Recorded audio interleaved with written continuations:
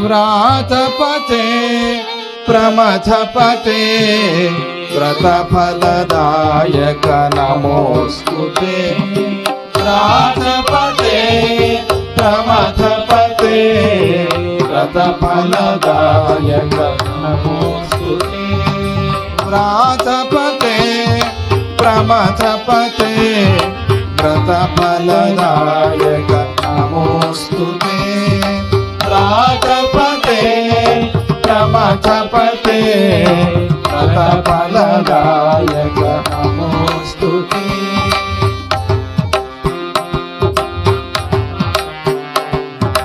భద్రం కర్ణైః శృణవామా భద్రం కర్ణైః శృణవామా భద్రం నయనైః పశ్యామా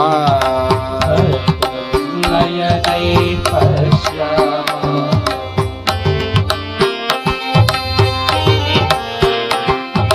భద్రం కర్మ చ కరవామా భద్రం కర్మ చ కరవామా రుద్రాత్మజ త్వాం ప్రణమామా రుద్రాత్మజ త్వాం ప్రణమామా వ్రాతపతే ప్రమథపతే వ్రతఫలదాయక నమోస్తుతే వ్రాతపతే ప్రమథపతే వ్రతఫలదాయక నమోస్తుతే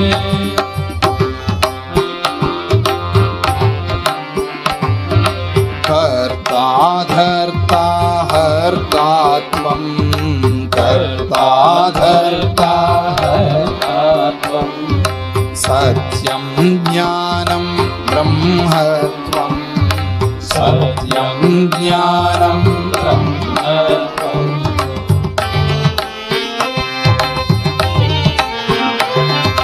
నిత్యం సాక్షాదాత్మా త్వం నిత్యం సాక్షాదాత్మా త్వం సర్వాన్ లోకాన్ పాహి త్వం సర్వాన్ లోకాన్ పాహి త్వం వ్రాతపతే ప్రమథపతే వ్రతఫలదాయక నమోస్తుతే వ్రాతపతే ప్రమథపతే వ్రతఫలదాయక నమోస్తుతే వాంగ్మయ చిన్మయ నాదమయ వాంగ్మయ చిన్మయ నాదమయ నిగమాగమమయ బ్రహ్మమయ నిగమాగమమయ బ్రహ్మమయ సప్తస్వరమయ శాస్త్రమయ సప్తస్వరమయ శాస్త్రమయ సచ్చిదానందానందమయ సచ్చిదానందానందమయ సచ్చిదానందానందమయ సచ్చిదానందానందమయ వ్రాతపతే ప్రమథపతే వ్రతఫలదాయక నమోస్తుతే వ్రాతపతే ప్రమథపతే వ్రతఫలదాయక నమోస్తుతే నమోస్తుతే నమోస్తుతే జయ బోలో క్షిప్ర గణపతి స్వామికి జయ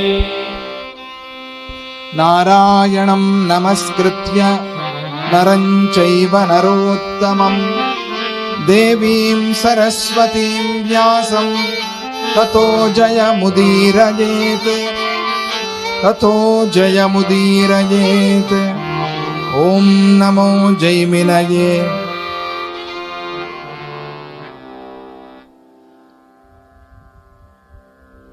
మన సనాతన హిందూ ధర్మంలో చాలా ముఖ్యమైనది నామస్మరణ.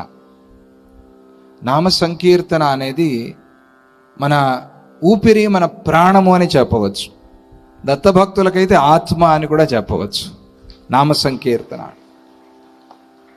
అంత ముఖ్యం. నామ సంకీర్తన అనేది సాధకులకి అంత ముఖ్యం. నిరంతర నామస్మరణ చేస్తూ ఉంటే మనకి తెలియకుండానే ఆ దురితాలు, ఆ దోషాలు, ఆ పాపాలు అలా అలా అలా కాలిపోతూ ఉంటాయి. నామానికి ఉండేటువంటి శక్తి అటువంటిది. అందువల్ల మంత్రానుష్ఠానము అన్ని చోట్ల చేయలేరు, అందరూ చేయలేరు. నామస్మరణ అందరూ చేయవచ్చు. ఎక్కడైనా నామస్మరణ చేయవచ్చు. ఏ స్థితిలో ఉన్నా కూడా నామస్మరణ చేయవచ్చు. శాస్త్రము దీనికి కాల నియమం లేదు, దేశ నియమం లేదు అని చెప్తుంది. నామస్మరణకి ఏ నియమాలు లేనటువంటి సాధన ఏదైనా ఉంది అంటే అది నామస్మరణ. అందరికీ ఉపకరించేటువంటి సాధన, సులభమైన సాధన ఏదైనా ఉంది అంటే అది నామ సంకీర్తన, నామస్మరణ. ఇది చాలా ముఖ్యం మనకి. కొంతమంది ప్రచారానికి బయలుదేరుతూ ఉంటారు. మత ప్రచారకులు చాలా ఎక్కువగా ఉన్నారు. మనది మత ప్రచారం కాదు, మనది ధర్మ ప్రచారం. అవి మత ప్రచారం. మత ప్రచారానికి ధర్మ ప్రచారానికి చాలా తేడా ఉంది, గమనించుకోవాలి మనం. ధర్మము అంటే మానవ ధర్మం, మతం అంటే అది వేరే. అది మేమే అనుసరించేది, మాదే సరి, ఇంకా ఏది సరిలేదు. అది ఆ మాట మనం అనం. వాళ్ళు అంటారు, ఏమో పాపం వాళ్ళు తెలుసుకోకుండా ఉన్నారు.